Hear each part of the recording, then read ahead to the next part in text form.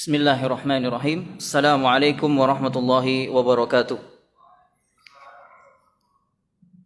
Innal hamdalillah nahmaduhu wa nasta'inuhu wa nastaghfiruh wa na'udzu billahi min shururi anfusina wa min sayyiati a'malina. May yahdihillahu fala mudilla lahu wa may yudlil fala hadiya lahu. Asyhadu an la ilaha illallah wahdahu la syarika lah wa asyhadu anna Muhammadan abduhu wa rasuluh.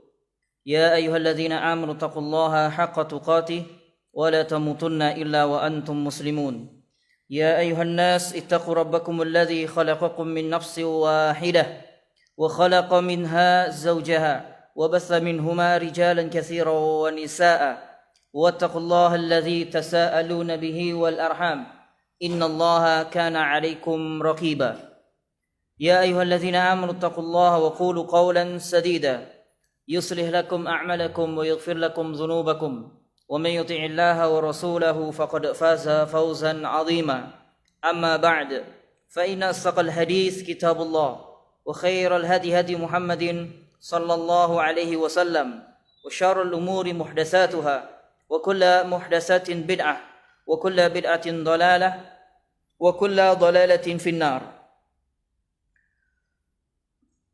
Terakhir mana kemarin?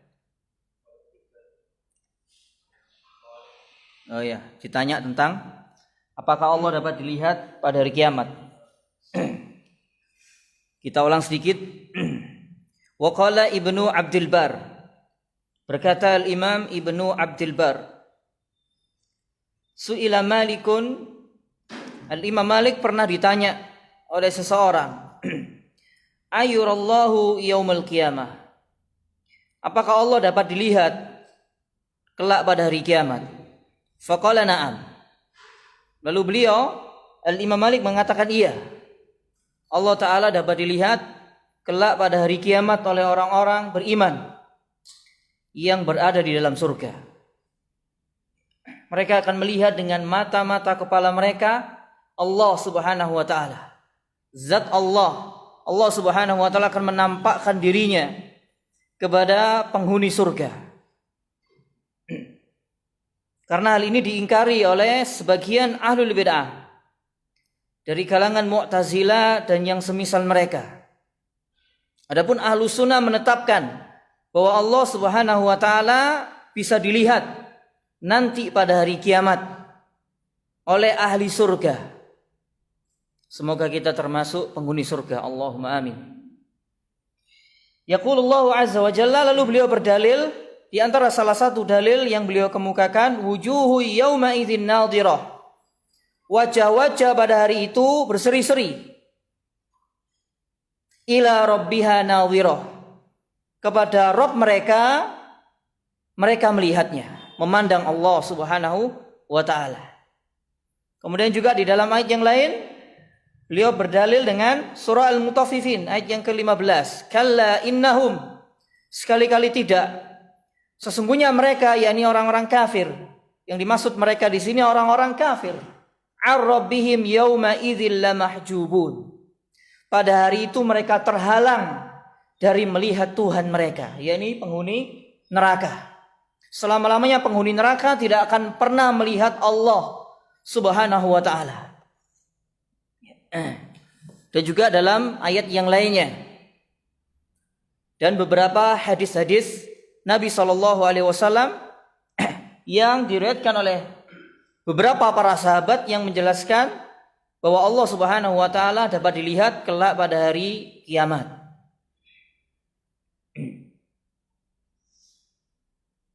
Sebagaimana Nabi SAW mengkhabarkan Allah Ta'ala akan dapat dilihat oleh penghuni surga sebagaimana seseorang melihat bulan ketika malam purnama.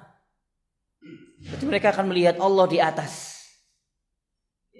Dan ini juga di antara salah satu dalil yang menjelaskan bahwa Allah Subhanahu wa Ta'ala di atas. Nah, sebagian ahlul bid'ah menetapkan bahwa Allah dapat dilihat, tapi tidak dari arah manapun. Seperti sebagian orang-orang Asy'ariyah. Ini akidah batil ya. Meyakini Allah dapat dilihat, tapi tidak dari arah manapun. Dari arah manapun. Kira-kira ya apa bahasa memahami bahasa seperti ini? Gak didelok di atas, di kanan, kiri, depan, belakang, bawah. Pokoknya Allah dapat dilihat. Itu keyakinan mereka. Sementara Ahlus Sunnah menetapkan Allah dapat dilihat nanti di surga oleh penghuni surga di atas. Di atas. Terus kemudian yang berikutnya. Wa aurada al-Qadhi Iyad fi tartib al-Madarik. Al-Imam Al-Qadhi bin Iyad menyebutkan di dalam kitabnya Tartib Al-Madarik. Ani bin Nafi' wa Ashhab. Dari Abdullah bin Nafi' dan Ashhab. Ini dua orang murid Al-Imam Malik. Qala, keduanya berkata, wa ahaduhum yazid 'alal akhar. Dan salah seorang di antara mereka menambahkan, ya Aba Abdillah, wahai Abu Abdillah, namakunya Al-Imam Malik. Wujuhu yawma idzin nadhirah. Ini orang yang bertanya, membacakan firman Allah kepada Imam Malik. Wajah-wajah pada hari itu berseri-seri. Ila rabbiha nadhirah. Kepada Tuhannya lah mereka memandang, melihat. Yanzuruna ilallah. Apakah mereka akan melihat Allah Subhanahu wa taala? Qala na'am. Kata Imam Malik. Bi a'yunihim hatain. Mereka akan melihat dengan mata-mata mereka, kedua mata mereka. Faqultu lahu, lalu aku bertanya kepada beliau. Bertanya kepada Malik. Fa inna qauman, sesungguhnya ada suatu kaum. Ini maksud kaum di sini adalah ahlul bid'ah. Yaquluna la yanzuru ilallah. Mereka mengatakan, mereka meyakini bahwa Allah tidak dapat dilihat. Innan nadhiratan, sesungguhnya maksud firman Allah nadhiratan di sini, nadhirah bimakna muntadhiratan ila thawab. Yani mereka menunggu pahala Allah, mendapatkan pahala dari Allah. Lalu kata Malik, qala kadzabu. Mereka adalah orang-orang yang berdusta. Orang-orang yang berdusta. Ini diantara salah satu ciri dan sifat ahlul bid'ah. Mereka berdusta atas nama Allah.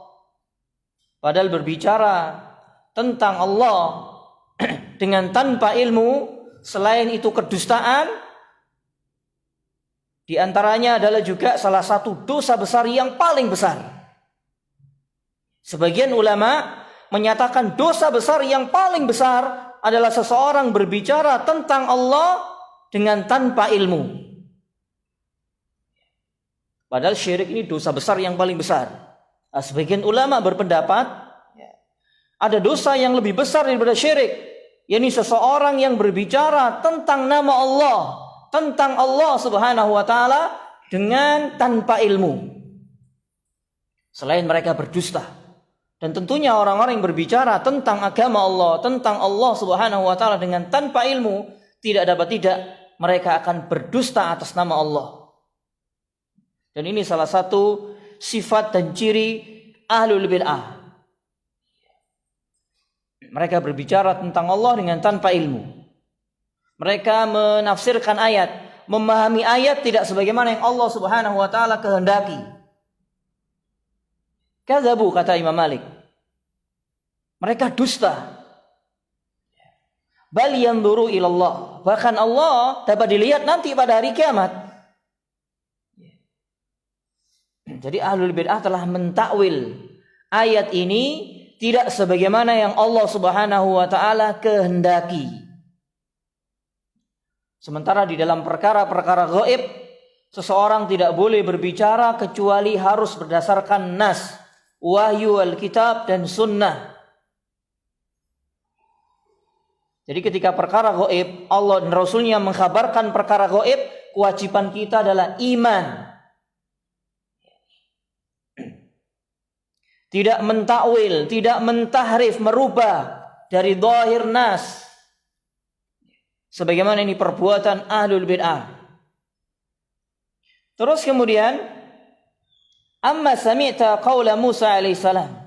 Apakah engkau tidak mendengar ucapan Musa alaihissalam, Rabbi arini anzur ilaik. Ya Allah, tunjukkanlah dirimu kepadaku supaya aku dapat melihatmu. Ketika Musa mendapatkan wahyu di Bukit Tursina. Di Bukit Tursina. Aftara Musa sa'ala rabbahu muhalan. Apakah Musa berani mengada-ngada? Lalu dia meminta kepada Allah sesuatu yang mustahil. Faqala Allah. Lalu Malik mengatakan, maka Allah Ta'ala berfirman, lan tarani. Engkau tidak akan pernah melihatku. Di sini kata Malik, ai fit dunya. Yani ketika di dunia. Ketika Musa alaihissalam meminta kepada Allah ketika mendapatkan wahyu di Bukit Tursina. Lalu Musa meminta agar Allah menampakkan dirinya supaya Musa dapat melihat Allah. Lalu Allah mengatakan lan tarani. Yang dimaksud di sini lan tarani, engkau tidak akan melihatku, yakni fit dunya. Bukan di akhirat. Dan ayat ini juga dijadikan dalil oleh sebagian ahlul bid'ah. Yang dimaksud lan di sini itu tidak hanya di dunia, tapi juga di akhirat. Seperti orang-orang Mu'tazilah. Padahal tidak ada satupun salafun saleh yang memahami yang dimaksud lan di sini adalah Allah tidak dapat dilihat di dunia maupun di akhirat. Tidak. Tapi yang dimaksud hanya di dunia. Lalu beliau menjelaskan li annaha darun fana. Karena dunia ini negeri yang fana. Seluruh makhluk yang ada di dunia ini adalah fana, negeri yang fana. Wala yanzuru ma yabqa bima yafna. Dan sesuatu yang fana tidak akan bisa melihat apa-apa yang kekal. Fa idza saru, kata Malik, maka apabila mereka telah menjadi ila daril baqa, penghuni negeri yang kekal, yakni penghuni akhirat, penghuni surga, nadharu bima yabqa ila ma yabqa, maka mereka akan dapat melihat apa-apa yang kekal. Wa qala Allah, lalu beliau Al-Imam Malik berdalil lagi dengan firman Allah dalam surah Al-Mutaffifin, kalla innahum an rabbihim yawma idzil lamahjubun. Sekali-kali tidak, mereka orang-orang kafir akan terhalang pada hari itu melihat Tuhan mereka. Ini keyakinan ahlu sunnah bahwa Allah subhanahu wa ta'ala bisa dilihat kelak pada hari kiamat oleh penghuni surga. Dan akan menengadahkan wajah-wajah mereka ke arah atas ketika Allah subhanahu wa ta'ala memperlihatkan dirinya. Terus kemudian yang berikutnya, wa akhraja Abu Nuaim, dan Al-Imam Abu Nuaim telah meriwayatkan an Ja'far ibni Abdullah, dari Ja'far bin Abdullah, salah seorang murid Al-Imam Malik. Qala, kisah ini masyhur ya. Dia berkata, atau Ja'far bin Abdullah ini bercerita, kunna inda Malik ibni Anas. Kami murid-murid Imam Malik pernah duduk bersama Imam Malik di majelisnya Imam Malik. Faja'ahu rajulun, datang salah seorang kepada Imam Malik. Yang dimaksud rajulun di sini adalah ahlul bid'ah. Ahlul bid'ah. Faqala, lalu dia bertanya, laki-laki ahlul bid'ah ini yang pemikirannya terkontaminasi dengan ilmu kalam, yang terpengaruh dengan berbagai macam pemikiran-pemikiran menyimpang di dalam masalah akidah. Ya Aba Abdillah, wahai Abu Abdillah, wahai Malik, Ar-Rahmanu 'alal 'arsy istawa. Allah yang Maha Pengasih istiwa di atas arsy. Kaifa istawa? Bagaimana Allah Ta'ala beristiwa? Ini pertanyaan lelaki ini. Masya Allah. Fama wajada malikun min syai'in ma wajada min mas'alatihi. Maka Imam Malik tidak pernah mendapati sesuatu seperti permasalahan yang ditanyakan kepadanya. Imam Malik tidak pernah ditanya seperti pertanyaan laki-laki ini. Masya Allah. Setelah dia ditanya, fanadhara ilal ardi, maka Imam Malik melihat ke arah bawah, melihat ke tanah. Wa ja'ala yankutu bi'udin fi yadihi hatta alahu ruhadha, yakni al-araq. Lalu beliau memukulkan tongkatnya itu dengan di tanah, memukulkan tongkatnya dengan tangannya di tanah sampai beliau bercucuran keringat. Insyaallah. Jadi ini perkara yang besar ditanyakan oleh laki-laki ini. Summa rafa'a ra'sahu. Kemudian Imam Malik mengangkat kepalanya. Wa rama bil 'ud, dan melemparkan tongkatnya. Wa qala. Lalu perkataan beliau ini menjadi kaidah besar di dalam memahami nama-nama dan sifat-sifat Allah. Setelah beliau melemparkan tongkatnya, beliau mengatakan, al-kaifu min ghairil ma'qul. Bertanya tentang bagaimana sifat Allah, ini sesuatu yang tidak dapat dicapai oleh akal manusia. Wal istiwa'u minhu ghairu majhul. Dan istiwa itu bukan sesuatu yang asing. Dalam redaksi yang lain, beliau mengatakan wal istiwa'u ma'lum. Apa makna ma'lum? Diketahui. Dan ucapan Imam Malik ini juga sebagai bantahan kaum mufawwidun yang kita jelaskan kemarin, orang-orang yang mereka mentafwid nama-nama dan sifat-sifat Allah. Oh, yang dimaksud istawa itu tidak ada yang tahu artinya kecuali Allah. Ini orang-orang mufawwidun. Seolah-olah Allah Ta'ala menurunkan Al-Quran. Dari sekian banyak yang membicarakan tentang nama-nama dan sifat-sifat Allah, diturunkan kepada Nabi SAW. Nabi SAW tidak mengerti artinya. Jadi ketika Nabi SAW menyampaikan apa itu istawa, beliau sendiri gak ngerti. Ketika Nabi SAW mengkabarkan Allah Ta'ala turun ke langit dunia sepertiga malam yang akhir, Nabi sendiri gak ngerti apa iku mudun turun, gak ngerti. Berarti orang-orang mufawwidun ini seolah-olah menuduh Nabi SAW bodoh terhadap syariat ini. Beliau tidak mengerti apa yang beliau sampaikan. Nabi tidak ngerti apa itu istawa. Rasulullah tidak ngerti apa itu nuzul, turun tidak ngerti. Yang mengerti hanya Allah. Ini yang dimaksud tafwid. Tafwid ini lebih buruk daripada ta'til, daripada mu'attilah. Orang-orang mu'attilah orang yang menolak secara mutlak nama dan sifat Allah. Sementara orang-orang mufawwidun, orang-orang ahli tafwid, itu hakikatnya mereka yang pertama menolak, yang kedua mendustakan Al-Quran maupun Sunnah, yang ketiga menuduh bodoh Nabi SAW. Jadi beliau sendiri gak ngerti apa yang beliau sampaikan tentang sifat-sifat Allah. Ini kerusakan orang-orang mufawwidun, ahli tafwid. Padahal di sini beliau mengatakan wal istiwa'u minhu ghairu majhul. Istiwa itu bukan sesuatu yang asing. Orang Arab ngerti apa itu istiwa.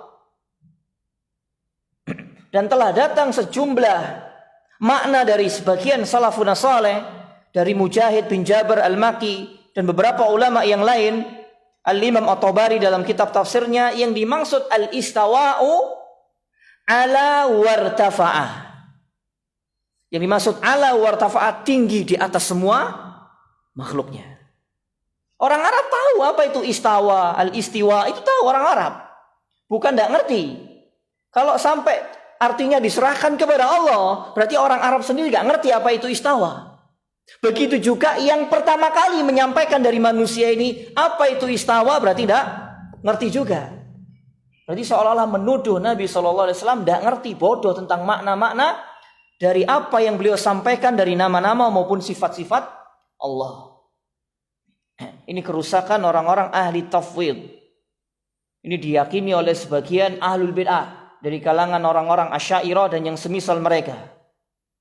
Dan mereka mengatakan bahwa salafus saleh itu termasuk orang-orang yang tafwid dalam nama dan sifat Allah. Ini omong kosong mereka. Dusta. Salah satunya Imam Malik ini, pernyataan Imam Malik. Al-istiwa'u ma'lum. atau ghairu majhul. Istiwa itu dipahami artinya, diketahui artinya oleh orang Arab. Ngerti orang Arab apa itu istiwa. Bukan diserahkan, maknanya hanya Allah yang tahu. Ini yang dimaksud tafwid. Ini kerusakan ahli tafwid. Terus kemudian wal imanu bihi wajibun. Beriman kepada istiwa Allah itu wajib. Wasu'alu anhu bid'ah. Bertanya tentang bagaimana istiwa Allah itu adalah bid'ah. Wa adhunnuka sahiba bid'ah wa amara bihi fa ukhrija. Maka aku memandang kamu ini seorang ahli bid'ah. Lalu Imam Malik memerintahkan agar dia dikeluarkan dari majelisnya. Ini sikap para salafun saleh terdahulu. Insyaallah. Bertanya tentang perkara-perkara yang para sahabat tidak pernah bertanya tentang masalah ini. Ketika Nabi SAW menjelaskan tentang semua sifat-sifat Allah, baik itu dalam Al-Quran maupun dalam sabda-sabda beliau, para sahabat beriman sesuai zahir nas dan tidak mempertanyakan kaifiyahnya. Tidak mereka-reka dengan akalnya. Itu para sahabat. Mereka diam, tawakuf. Tidak seperti sebagian ahlul bid'ah. Tidak direka-reka dengan akal. Karena akal tidak dapat mencapainya. Tidak bisa dinalar oleh akal. Ini salah satu kaidah yang besar. Jawaban Al-Imam Malik ini untuk memahami nama-nama dan sifat-sifat Allah Subhanahu wa ta'ala. Tidak boleh kita menanyakan bagaimananya. Kita wajib beriman kepada semua nama dan sifat-sifat Allah sesuai dengan zahir nas. Terus kemudian dan diketahui semua nama-nama dan sifat-sifat Allah maknanya. Diketahui semua maknanya dari sifat-sifat dan nama-nama Allah Subhanahu wa ta'ala. Ini salah satu kaidah yang sangat besar sekali di dalam memahami nama-nama dan sifat-sifat Allah. Ahlus sunnah tidak menanyakan bagaimananya. Ahlus sunnah tidak mentakwilnya. Ahlus sunnah tidak merubah dari zahir nas. Ahlus sunnah tidak menolaknya. Ahlus sunnah tidak mempermisalkan dengan makhluknya. Tidak mempermisalkan dengan makhluknya. Wajib beriman sesuai zahir nas. Ini yang membedakan ahlus sunnah dengan ahlul bid'ah. Ahlus sunnah dengan ahlul bid'ah. Di dalam nama-nama dan sifat-sifat Allah. Antara mu'attilah dan musyabbihah. Orang-orang yang mengingkari nama-nama dan sifat-sifat Allah dinamakan mu'attilah. Entah itu mengingkari secara langsung atau mentakwilnya, merubah dari zahir nas, ini termasuk mu'attilah. Atau mentafwid. Oh, kita serahkan maknanya kepada Allah, hanya Allah yang tahu. Ini termasuk mu'attilah. Secara tidak langsung mereka menolak nama dan sifat Allah. Adapun musyabbiha adalah orang-orang yang menetapkan nama dan sifat Allah, tapi mereka meyakini semuanya itu sama dengan makhluknya. Sifat-sifat Allah sama dengan makhluknya. Oleh karena itu sebagian salaf mengatakan orang-orang mu'attil adalah orang-orang yang beribadah kepada sesuatu yang tidak pernah ada. Sementara musyabbiha adalah orang-orang yang beribadah kepada selain Allah atau kepada makhluk dari selain Allah. Jadi salah di dalam memahami nama-nama dan sifat-sifat Allah ini bisa menjerumuskan kepada kekufuran ataupun kesyirikan. Sebagaimana kita bahas kemarin.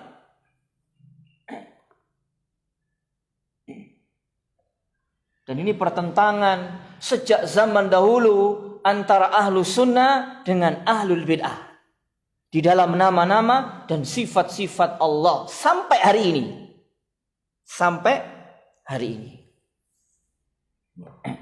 Tidak akan pernah sunnah dengan bid'ah dipersatukan. Begitu juga ahlinya. Kecuali salah satu dari keduanya mengikuti salah satu dari keduanya. Atau yang sunnah atau ahlu sunnah mengikuti ahlul bid'ah, atau ahlul bid'ahnya mengikuti kembali kepada sunnah, baru bisa disatukan. Tapi kalau memiliki akidah yang berbeda tentang masalah nama dan sifat Allah, selamanya tidak akan pernah bisa disatukan. Terus kemudian yang berikutnya, wa akhraja Abu Nu'aim an Yahya ibni Rabi' Ar-Rabi'. Al-Imam Abu Nu'aim juga meriwayatkan dari Yahya bin Rabi'. Qala, dia berkata, kuntu inda Malik ibni Anas. Aku pernah duduk bersama Imam Malik bin Anas. Wa dakhala alaihi rajulun faqala. Lalu ada seseorang masuk menemui Imam Malik. Faqala. Lalu dia bertanya, "Ya Aba Abdullah, ma taqulu fimman yaqulul Qur'an makhluk?" Apa pendapatmu tentang orang yang mengatakan Al-Qur'an itu makhluk? Faqala Malik, zindiqun. Zindiq, munafik. Zindiq atau munafik. Dan banyak para ulama yang mengisyaratkan atau menyatakan secara tegas, orang yang meyakini Al-Quran makhluk, kafir dia, keluar dari Islam. Barang siapa meyakini Al-Quran makhluk, maka dia keluar dari Islam. Para ulama mengkafirkan Jahmiyah, mengkafirkan Mu'tazilah, dan yang sepaham dengan mereka di dalam masalah Al-Quran adalah makhluk. Mengkafirkan Jaham bin Safwan, sebagian di antara tokoh-tokoh mereka. Ja'ad bin Dirham, yang meyakini Al-Quran makhluk. Lalu kata Malik, uqtuluhu, bunuhlah dia. Ini, Masya Allah, tegas dulu salafun saleh. Ya, tentunya harus ditegakkan oleh penguasa, ya, tidak main hakim sendiri.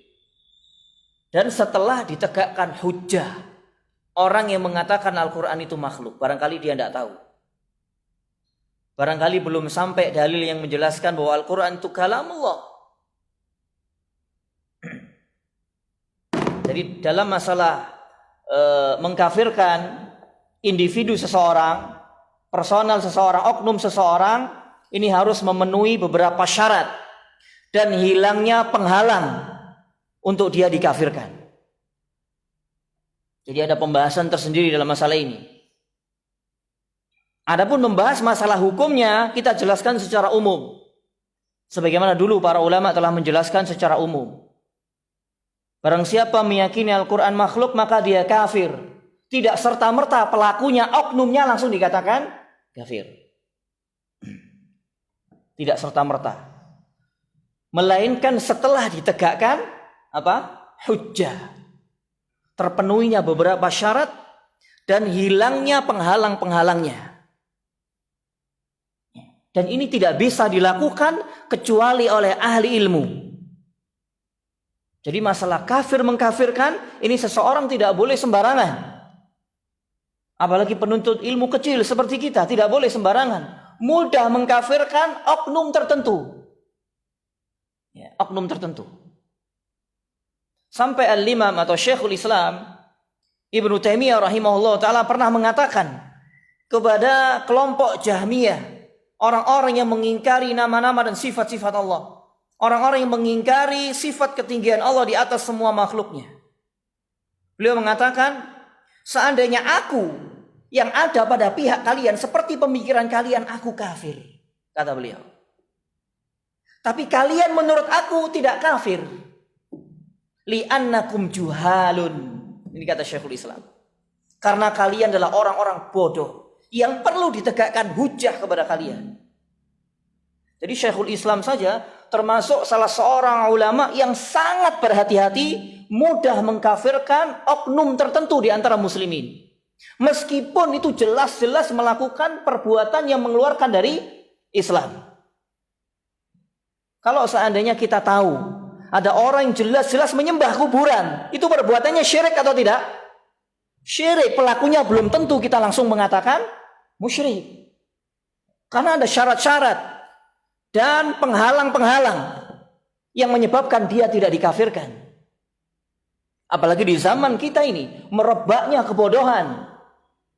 Banyak di antara muslimin yang bodoh terhadap hukum-hukum agamanya, sehingga tanpa disadari mereka banyak melakukan perbuatan-perbuatan yang mengeluarkan dari Islam. Tapi Ahlus Sunnah adalah orang-orang yang tidak tergesa-gesa, tidak gegabah di dalam memvonis orang tertentu. Dan ini juga sebagai istilahnya sanggahan ya, orang-orang yang menuduh Syekhul Islam Ibnu Taimiyah dan orang-orang yang mengikuti pemikiran beliau ini mudah mengkafirkan. Ya. Ini omong kosong dan bohong belaka. Omong kosong dan bohong belaka. Justru Syekhul Islam dan para pengikutnya, orang-orang yang mengikuti pemikiran beliau ini sangat-sangat berhati-hati dalam mengkafirkan individu tertentu di antara muslimin. Jadi ada pembahasan tersendiri nanti ya, insyaallah taala kalau ada waktunya, ada kitab khusus kecil yang membahas masalah ini. Hukmut takfir al-muayyan, hukum mengkafirkan personal tertentu di antara muslimin. Jadi ada beberapa syarat-syaratnya, dan ini berat syarat-syaratnya. Dan hilangnya penghalang-penghalang sehingga dia dapat dikafirkan. Dan para ulama telah menasehatkan hendaknya setiap muslim tidak tergesa-gesa di dalam memvonis kaum muslimin atau orang tertentu di antara muslimin yang benar-benar melakukan kekafiran. Sampai ditegakkan hujjah kepadanya dan hilang penghalang-penghalangnya sehingga dia dikafirkan. Karena ini masalah besar. Karena di dalam hadis Nabi SAW mengatakan yang artinya barang siapa mengkafirkan saudaranya atau mengatakan kepada saudaranya, ya kafir, sementara yang dikatakan itu tidak kafir, maka ucapannya itu akan kembali kepada dirinya sendiri. Dan ini banyak orang-orang yang seperti ini. Termasuk mudah mengkafirkan penguasa atau pemerintah negeri-negeri kaum muslimin. Ini tidak sembarangan, tidak boleh sembarangan orang berbicara. Tidak boleh sembarangan orang berbicara. Mentohut-tohutkan pemerintah ini ya. Di zaman kita ini banyak negara tohut jare ini meteni omongan. Ya, negara tohut. Ya, itu kan negara tohut kok sing urip ndek kene ngono ya. Kudune kan ngali nang planet kono lho. Ya, aja urip ndek kene jare negara tohut ya. Ya. Masyaallah. Nauzubillah min dzalik. Dan ini di antara salah satu Di antara salah satu sebab terjadinya teroris di negeri kita ini. Salah satunya ini. Mudah mengkafirkan tanpa ilmu. Tanpa ilmu.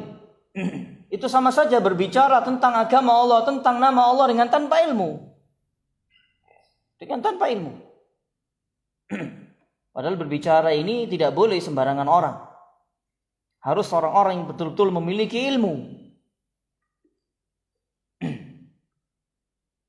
Di zaman kita ini banyak sekali orang-orang yang mudah mengkafirkan personal tertentu. Di antaranya orang-orang Khawarij. Orang-orang atau penguasa yang tidak berhukum dengan hukum Allah langsung mutlak kafir tanpa rincian. Padahal kalau kita membaca kitab-kitab para ulama, kitab-kitab tafsir, barang siapa yang tidak berhukum dengan hukum Allah maka mereka itulah orang-orang kafir. Ini ada rinciannya, enggak sembarangan. Langsung mutlak kafir. Nah ini. Dikafirkan penguasanya, dikafirkan bawahannya. Dulu ada ceramah yang mengatakan ini negeri tauhid, itu ya. Masya Allah, naudzubillah, harus mati wong ini. Alhamdulillah. Harus mati. Kemarin jauh sepuro, saya minta maaf. Ini apa ini ya? Banci. Khawarij banci. Enggak gentleman gitu ya. Mari nogut negaranya sendiri minta maaf itu. Kayak banci gitu. Ya, naudzubillah misalnya. Orang-orang yang rusak pemahamannya. Padahal di antara salah satu untuk mengetahui ciri negeri itu negeri Islam adalah dikumandangkannya azan. Dikumandangkannya azan. Ketika Nabi SAW ketika akan memerangi suatu kaum, maka beliau melihat dulu kaum itu di tempat kaum itu, di perkampungan itu, di tempat itu dikumandangkan azan atau tidak. Kalau dikumandangkan azan, maka beliau mengurungkan untuk menyerang pemukiman itu. Berarti mereka orang-orang Islam, kaum muslimin. Dan dari hadis ini para ulama menyimpulkan salah satu tanda negeri dikatakan itu negeri Islam adalah ditegakkannya atau dikumandangkannya azan. Kalau begitu negeri kita negeri Islam atau bukan? Negeri Islam. Terang-terangan azan ya, saut-sautan. Bahkan tidak hanya azan, syiar-syiar Islam besar yang lainnya ditegakkan seperti sholat 5 waktu. Nanti ada Idain, 2 hari raya Id. Haji bersama penguasa muslimin. Difasilitasi oleh penguasa muslimin. Ngono sik ditohut-tohut. Ya, naudzubillah min dzalik. Mungkin iya ada beberapa hukum ini yang tidak ditegakkan oleh penguasa muslimin di negeri-negeri muslimin, iya. Tapi bukan berarti mutlak mereka langsung dikatakan kafir, tidak berhukum dengan hukum Islam. Padahal kalau kita betul-betul mau kembali kepada Al-Quran dan Sunnah, justru mereka lah yang tidak berhukum dengan hukum Islam. Mudah mengkafirkan orang yang tidak sepaham dengan mereka, orang yang tidak mau mengikuti pemikiran dan kemauan mereka. InsyaAllah. Sementara kita menikah saja di negeri kita ini pakai hukum Islam atau tidak? Ada walinya atau tidak kita menikah di sini? Ono wali nih, ono saksi-saksi nih, ada ijab kabulnya, kan begitu. Ini syariat Islam atau bukan? Syariat Islam. Dan Allah menamakan hukum pernikahan di dalam Islam itu dinamakan hukmullah. Zalika hukmullah. Sebagaimana dalam surah Al-Mumtahanah.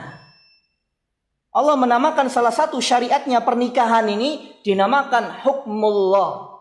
Jadi kalau kita mengatakan yang dimaksud hukum Allah itu hanya sebatas tentang hukum-hukum pidana Islam, ini keliru. Hukum Allah tidak hanya itu saja. Hukum Islam ini mencakup semua syariat Islam. Mencakup semua syariat Islam. Nah, mereka orang-orang yang berkoar-koar tidak berhukum dengan hukum Allah, tidak berhukum dengan hukum Allah, kafir, itu hanya masalah pidana Islam saja. Orang mencuri tidak dipotong tangannya, orang berzina tidak dirajam, hanya sebatas itu. Mungkin disinilah kekurangan di antara sebagian penguasa-penguasa muslimin. Tapi hukum-hukum Islam yang lainnya, yang besar yang lainnya ditegakkan oleh penguasa-penguasa di negeri-negeri muslimin. Ya contohnya seperti yang saya contohkan tadi, azan, sholat berjamaah, idain, kemudian haji difasilitasi oleh penguasa dan yang semisalnya. Masya Allah. Salah paham di dalam memahami hukum Islam.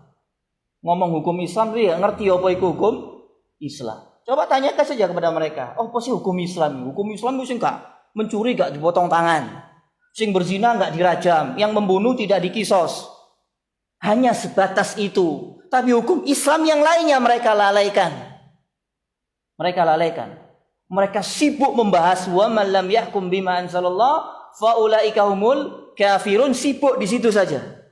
Barang siapa yang tidak berhukum dengan hukum Allah, maka mereka kafir, sibuk di situ saja. Tidak kembali kepada penjelasan para ulama. Ini hati-hati orang-orang seperti ini dari pergerakan orang-orang hizbiyin, harokiyin yang sibuk membahas masalah itu. Apalagi di zaman kita ini. Di zaman kita ini. Itu di antara salah satu munculnya terorisme ya, salah satu sebabnya itu. Terambil dari kitab-kitabnya Syed Qutb. Ini bisa dibaca kitab-kitabnya Syed Qutb yang mengkafirkan seluruh negeri kaum muslimin. Ini bagi para pembelanya bisa dibaca dalam kitabnya Fi Dhilalil Quran. Yang dia telah mengkafirkan seluruh negeri kaum muslimin termasuk Saudi. Saudi saja dikafirkan lah apa maneh liyane gitu loh. Ya mungkin ini yang bisa kita bahas. Insyaallah kita lanjutkan pertemuan yang akan datang. Wallahu taala alam bisawab. Kita akhiri dengan doa kafaratul majlis. Subhanakallahumma wa bihamdika asyhadu an la ilaha illa anta astaghfiruka wa atubu ilaik. Assalamualaikum warahmatullahi wabarakatuh.